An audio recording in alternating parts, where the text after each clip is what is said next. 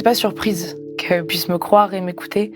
Je partais un peu du principe que tout le monde allait me croire et m'écouter. J'étais un peu naïve là-dessus, je pensais que j'étais très bien entourée, etc.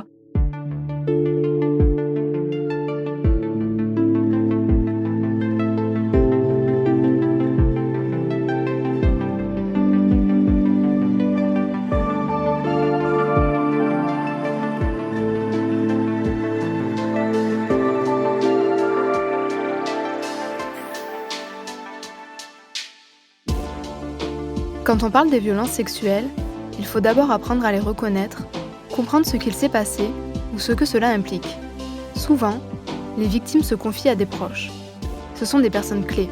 Il y a la première qui nous a écoutés, la première qui a dit « c'est grave ce que tu as vécu », celle qui nous a tenu la main en silence, celle qui a réussi à nous faire rire, celle qui a été maladroite à son insu. Ces personnes-là, ce sont les écoutants, qu'ils soient famille, amis ou professionnels. Vous écoutez Défaire la violence, une série documentaire du dispositif Saint-Epsy étudiant et de l'association VICA. Attention, certains récits peuvent être difficiles à entendre. Prenez soin de vous, écoutez à votre rythme et faites des pauses si besoin. Peut-être vous êtes-vous déjà retrouvé en situation d'écoute, peut-être même que vous avez eu du mal à trouver les mots, que vous vous êtes dit « mais on dit quoi dans ces situations-là ? On fait quoi ?» Aujourd'hui, nous allons parler du rôle crucial des écoutants et de comment on peut recevoir au mieux la parole des personnes victimes de violences sexuelles.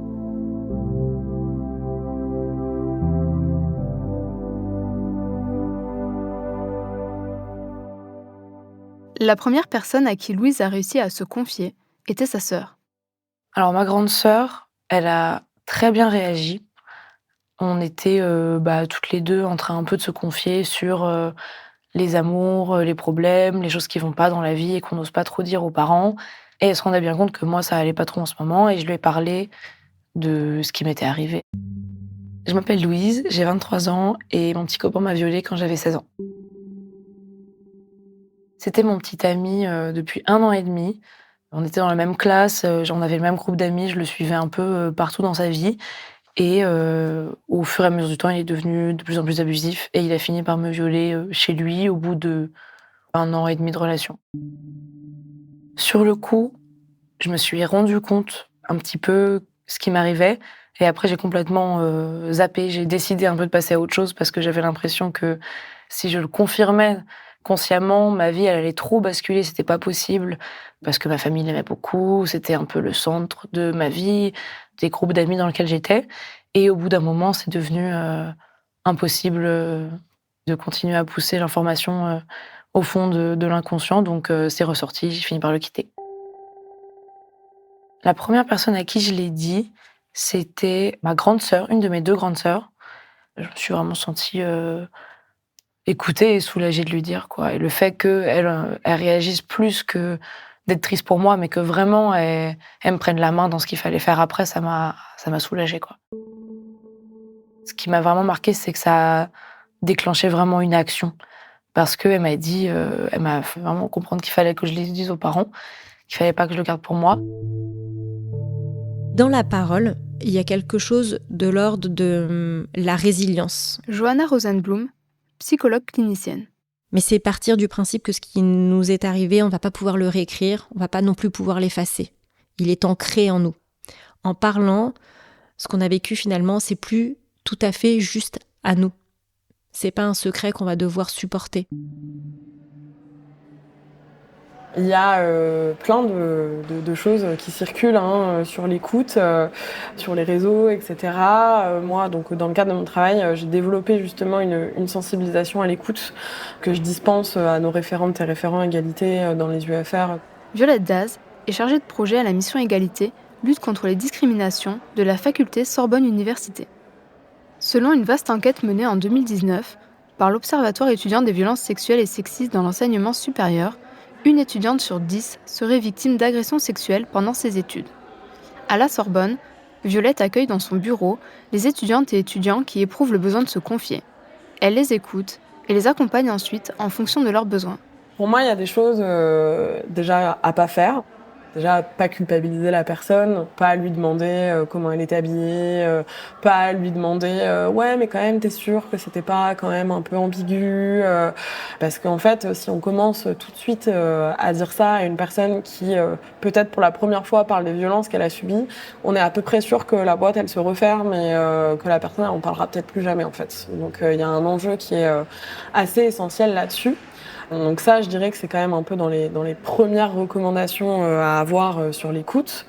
Après, évidemment, l'écoute qu'on peut avoir en tant qu'ami, elle diffère de l'écoute que moi, je vais pouvoir mettre en place dans ma pratique ou que l'écoute qui va être mise en place par un psychologue, par exemple. Après s'être confiée à sa sœur, Louise a partagé son histoire auprès de ses amis du lycée, où elle était toujours scolarisée, de même que son agresseur. Rapidement, cela s'est su, et qu'elle le veuille ou non, Louise a été obligée de parler. Je sais que moi, ce que j'ai aimé, c'est les gens qui me coupaient pas trop, même si c'était pour dire « Ah, mais c'est horrible », mais juste me laisser un peu dire ce que je veux. Des fois, les réactions, elles peuvent, même si elles sont bienveillantes, couper la phrase, on va dire le flow du fait de raconter ce qui nous est arrivé. Et du coup, il y a des choses qu'on a peut-être envie de dire, des détails qu'on hésite à avouer, entre guillemets, à expliquer, qu'on va couper de l'histoire si tout de suite on passe à autre chose. Si tout de suite, à partir de la moitié de l'histoire, ça passe sur l'autre personne qui dit à quel point c'est horrible, bah, on n'a peut-être pas la place de se dire: «Je vais en rajouter. Je vais encore dire, je vais encore, mettre de l'huile sur le feu» entre guillemets, parce que c'est des choses qui sont dramatiques, mais il faut que ce soit la personne qui explique un petit peu de décider le ton. Au bout d'un moment, l'histoire de Louise ne lui appartient plus vraiment. Les élèves de son lycée en parlent entre eux et lui posent des questions. Alors, au-delà de l'écoute, c'est l'attitude de ses proches et de ses amis qui a été déterminante pour elle. Au sein du lycée, au sein de l'établissement scolaire et des groupes d'amis, intra-lycée, on va dire, vraiment c'était catastrophique et c'était rarement en face de moi, c'était rarement, évident. Par contre, l'attitude, «Oui, c'est vrai, ma pauvre, c'est vraiment pas bien», puis on va reparler à l'agresseur comme si de rien n'était. C'était encore plus violent. En général, dans le lycée, quand je suis revenue, j'entendais des bruits tout le temps. Dans les couloirs, ça faisait ps, ps, ps, ps. Je voyais bien que ça chuchotait, à mon sujet, quoi. Mais il y avait une fille en particulier dans une autre filière qui m'a carrément, enfin vraiment, dit du mal sur moi auprès des autres, qu'elle me croyait pas et cetera, que c'était n'importe quoi et elle m'a fait une lettre pour m'expliquer pourquoi, selon elle, je pouvais pas avoir été violée parce qu'une femme qui se fait violer, en fait, elle met des joggings et moi, je continuais à m'habiller, sympa, avec un style personnel et à rigoler avec mes copines et que c'est pas ça, une femme violée. Une femme violée, ça pleure dans un coin, et elle est moche et elle est en jogging et elle prend du poids, quoi. Ça, c'est presque rigolo aujourd'hui, c'est presque anecdotique tellement c'est à côté de la plaque. Je trouve ça tellement plus insidieux et vicieux, quoi, l'empathie qui est après suivie de rien et ce qui s'est passé pour la majorité des gens que j'ai perdus au lycée, c'était, au sein d'un groupe d'amis où lui était très apprécié, des gens qui veulent parler aux 2. C'est pas qu'ils me rejettent moi, c'est qu'ils veulent parler aux 2 et moi je disais: «Pour moi, c'est pas possible parce que ça veut dire qu'il y a que 2 possibilités. Soit la personne me croit et elle parle quand même à la personne qui m'a violée, bah, c'est pas possible, c'est quelqu'un qui a des valeurs horribles dans la vie et je veux pas côtoyer ça. Soit elle me croit pas et du coup ça la dérange pas plus que ça de parler à mon violeur».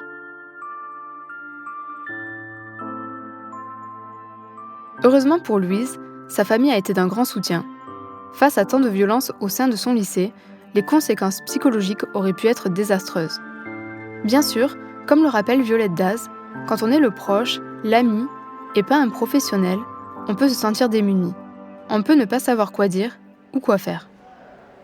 Évidemment, quand on est soi-même étudiant et qu'on a une amie qui vient se confier à nous de violences sexuelles, le rôle d'un étudiant n'est jamais de faire une écoute professionnelle, d'apporter une aide de A à Z dans les procédures. Enfin voilà, je pense qu'il faut aussi remettre les choses à leur place. Et en plus, ça s'improvise pas, une écoute professionnelle. Donc, enfin, parfois, on veut bien faire. Parfois, ça peut faire quand même plus de dégâts qu'autre chose. Je pense qu'il y a quelque chose qui est extrêmement important également dans l'écoute et dans les suites, c'est de pas déposséder la personne de son agentivité. L'agentivité, c'est un mot qui désigne la capacité d'un individu à être maître de son existence, à décider pour lui-même. Parce qu'en fait, souvent, quand on a vécu des violences, déjà, en fait, on a été dépossédé de son consentement et d'une forme d'agentivité. Donc, en fait, souvent, et encore une fois, ça part d'une très bonne intention, on a tout de suite envie de faire quelque chose. On a tout de suite envie d'aider la personne. Parfois, la personne, elle n'est pas prête tout de suite. Parce qu'encore une fois, peut-être que c'est la première fois qu'elle en parle. Peut-être qu'elle commence tout juste à réaliser ce qu'elle a vécu. Peut-être que la personne, c'est son conjoint avec qui elle vit. Donc voilà, peut-être qu'il y a plein de choses qui font qu'elle a juste besoin de se confier au moins une première fois. Mais je pense que la chose essentielle à retenir, peut-être, c'est de dire de quoi tu as besoin là. Et parfois, de quoi tu as besoin, c'est j'ai juste besoin que tu me fasses un câlin, j'ai juste besoin de pleurer. Parfois, c'est ça, le premier besoin, il est là. Le temps des procédures, c'est un temps long. Sauf, évidemment, si la personne est en danger, s'il y a un danger grave et imminent, évidemment que là, par contre, et même si la personne n'est pas d'accord, tant pis.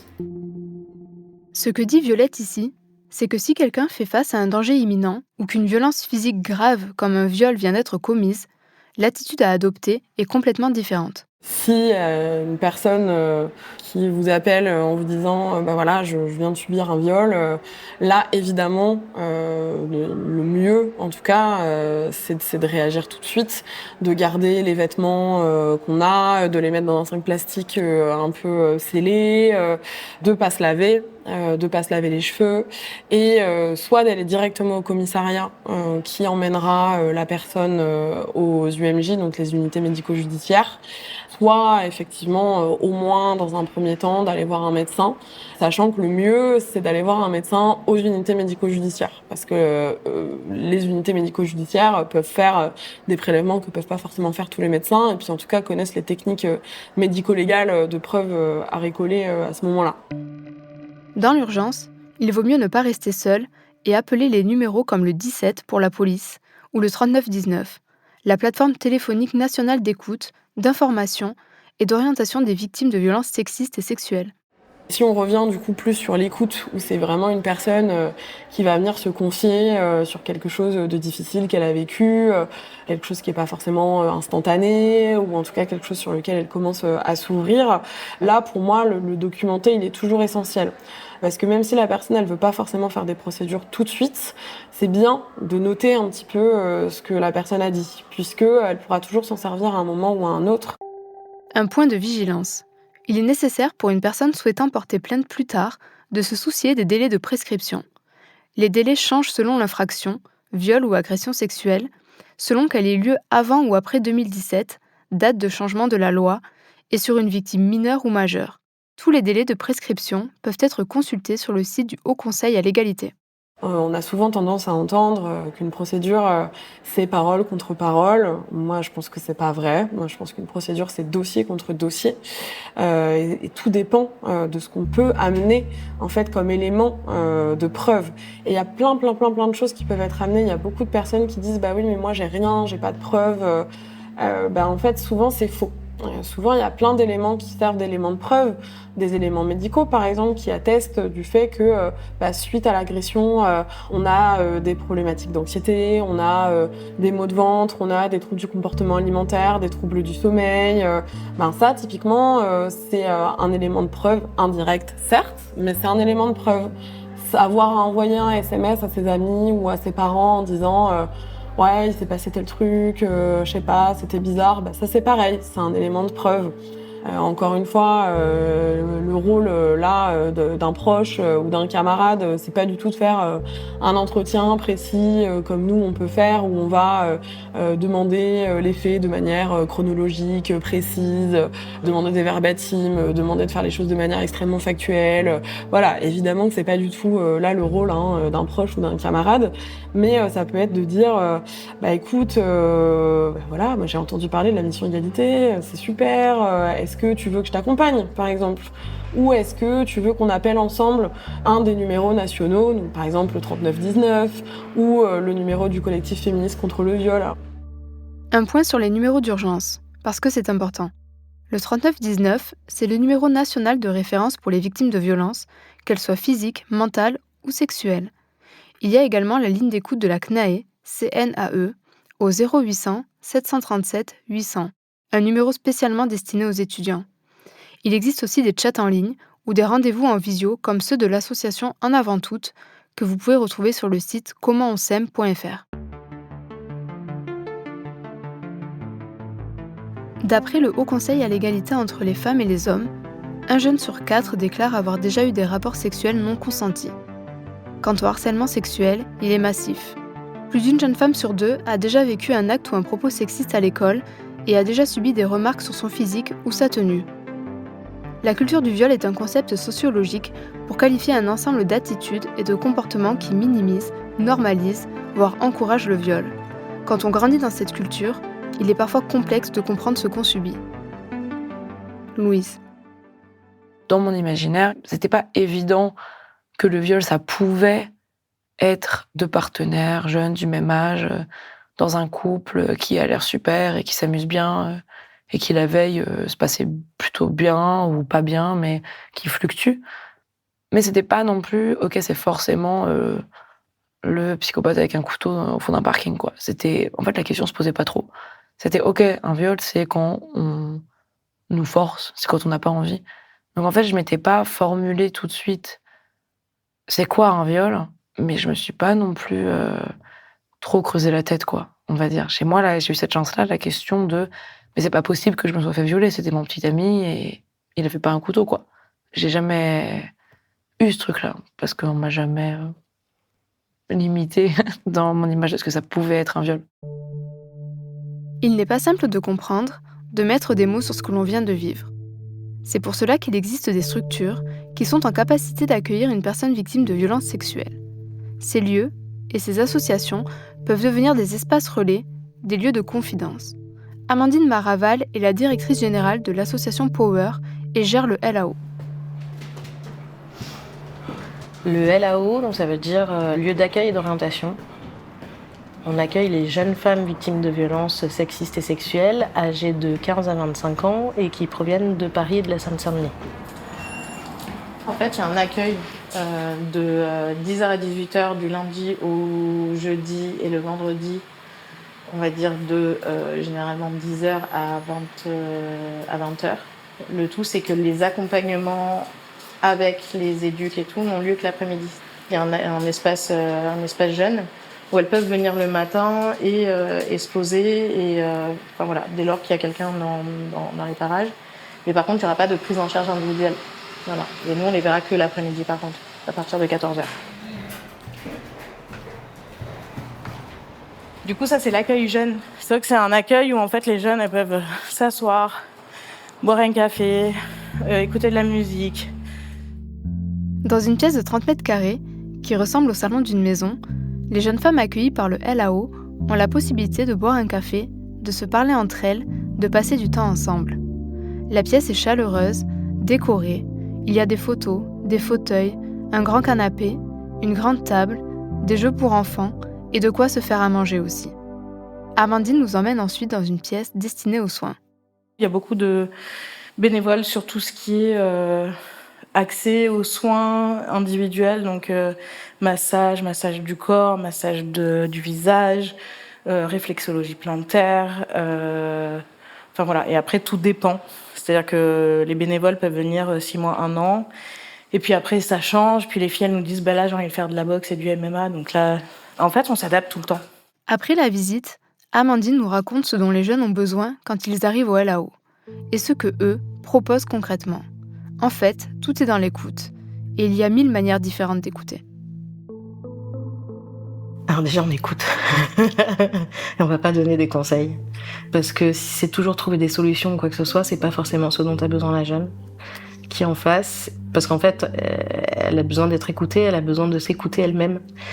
Et en fait, en fonction de comment, quelle sera la posture de la personne qui est en face, en fait, ça peut soit faire alimenter la honte et la culpabilité, et donc du coup n'avoir rien de positif. Donc c'est vraiment écouter avec bienveillance. Tu peux écouter les gens avec les yeux. T'as différentes manières, mais en tout cas, c'est laisser l'espace à l'autre de pouvoir parler, de laisser des blancs des fois. de se dire que c'est ok des fois qu'elle veuille pas parler.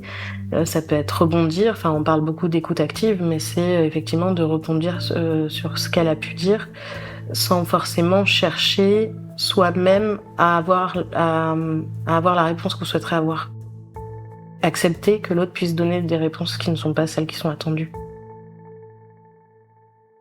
Et si un proche, un ami ou une connaissance se confie, il faut réussir, même si cela est très difficile, à trouver un moment pour aborder le sujet de nouveau. Le plus important, c'est de ne pas faire comme si rien ne s'était passé, comme si ce moment de confidence n'avait pas existé, comme si sa parole n'avait pas été entendue. C'est un peu le parcours de toutes les jeunes qui ont parlé à un moment donné, il s'est rien passé donc elles en ont plus parlé, ou alors, pire, elles ont parlé, il s'est rien passé en termes de protection mais ça les a mises encore plus en danger. Il y a de tout. Après, j'avoue qu'au LAO, généralement, quand elles commencent à parler, ben ça parle. Il n'y a pas de souci, on n'est pas là pour juger, je pense qu'elles le sentent et donc du coup, en fait, tout est assez fluide.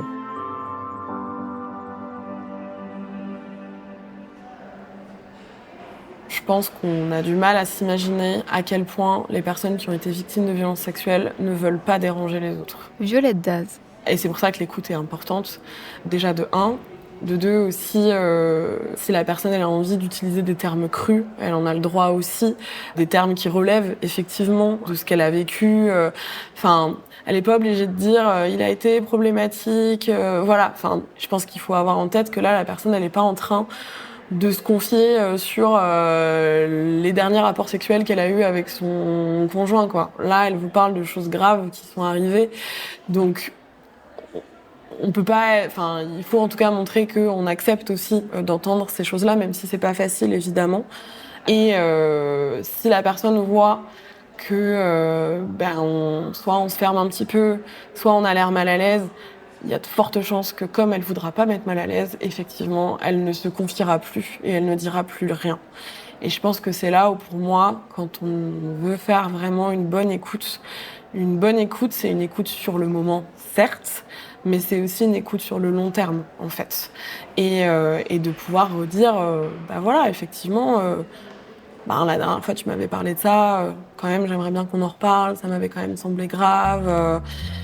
Même si peut-être qu'on est mal à l'aise aussi avec ce qui se passe, et c'est légitime aussi parce que c'est des sujets complexes, ça peut faire aussi écho avec des choses qu'on a vécues soi-même, avec des choses que des proches ont vécues, donc c'est pas simple. Mais c'est là aussi où, encore une fois, je vais le répéter encore, mais déléguer aux personnes dont c'est le métier, ça peut être aussi une bonne manière pour pas forcément reparler des faits précis en eux-mêmes, mais de redire viens, on va là-bas ou on appelle tel numéro, et puis du coup, comme ça, la personne, elle peut être en contact avec des gens qui n'auront aucun problème à l'écouter.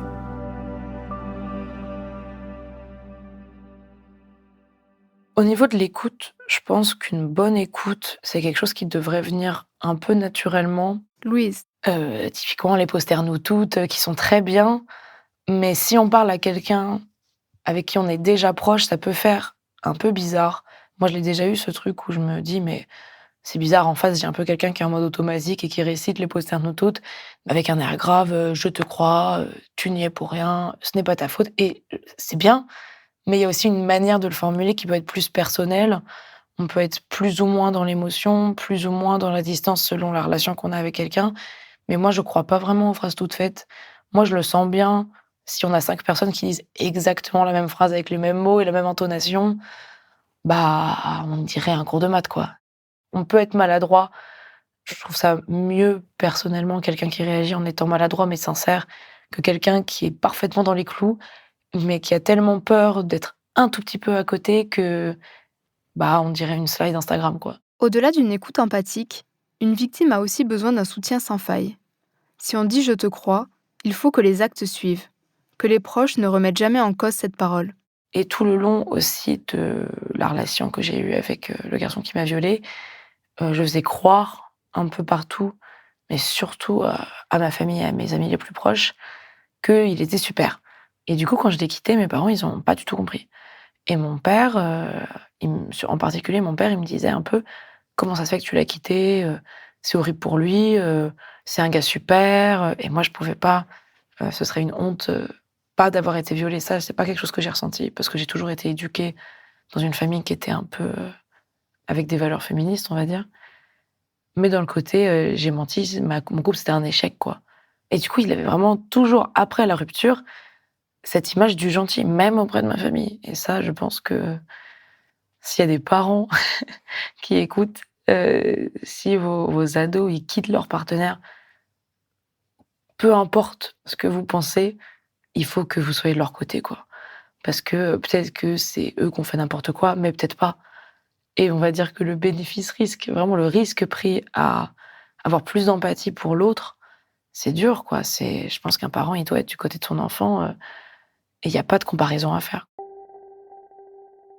Mes parents, ils m'ont très bien accompagnée. Je pense pas qu'ils auraient pu vraiment faire mieux. À partir du moment où je leur ai dit que je m'étais fait violer par mon petit copain, déjà, ils ont jamais remis ça en question. Ils ont jamais été, dans le doute ou dans le côté, «Oh là là, elle cherche de l'attention», vraiment, pas du tout, quoi. Ils m'ont pas non plus accusée de m'en servir dans les moments où j'allais pas bien, parce que j'étais vraiment relou, avec eux à la sortie de ce qui m'arrivait et pendant les premiers mois, voire les premières années, j'étais quelqu'un de très, colérique, très instable parce que, ce que je vivais, c'était un peu au-dessus de mes forces et du coup, à la maison, j'étais vraiment, compliquée à vivre et ils ont pas arrêté de m'éduquer. Ils m'ont pas traitée comme la petite princesse qu'on peut plus engueuler, mais jamais, par contre, ils ont franchi cette limite de dire: «Tu profites un peu de ce qui t'est arrivé pour pouvoir être, chiante et nous crier dessus et te coucher à n'importe quelle heure» et enfin, disons qu'ils ont eu le bon juste milieu de continuer à m'éduquer, mais en me faisant bien sentir que quand même, ils avaient une compréhension en plus, quoi. Si les parents de Louise ont bien réagi, parfois, il peut être difficile pour les proches d'écouter, de se montrer disponible et toujours bienveillant.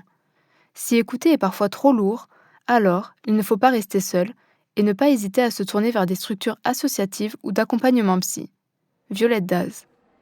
Faire au mieux en fonction de ce qu'on peut faire soi-même, parce que sachant que écouter ces récits, c'est aussi difficile quand on est dans une position d'écoute, en fait.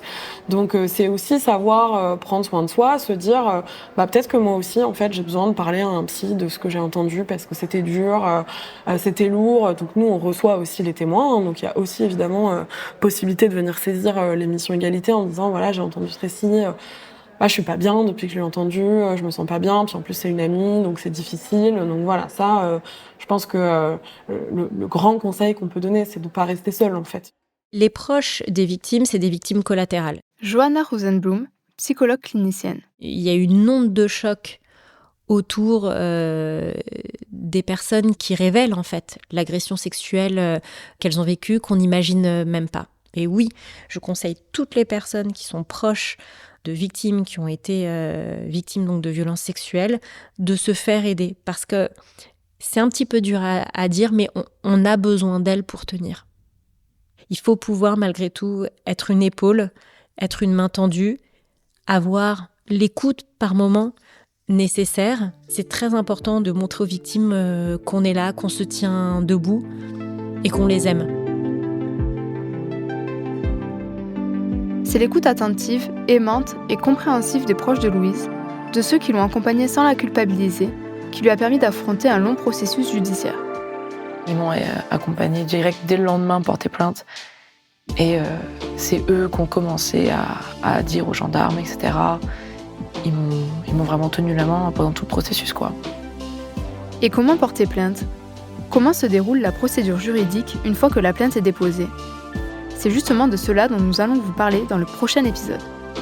Et si vous pensez être victime de violence ou vous posez des questions sur une relation problématique, n'hésitez pas à appeler la CNAE, CNAE, au 0800 737 800, un numéro spécialement destiné aux étudiants. Vous pouvez aussi appeler le 3919, le numéro national d'écoute, d'information et d'orientation des victimes de violences sexistes et sexuelles. Défaire la violence est une série documentaire de Santé Psy étudiants en collaboration avec l'association Vika, sur une idée originale et avec la voix de Vicky H, produite par l'ACME, coordonnée par Chloé Vibo, écrite et enregistrée par Nina Pareja, réalisée et mise en musique par Thomas Loupias. Vous pouvez retrouver toutes les informations sur santépsy.étudiant.gouv.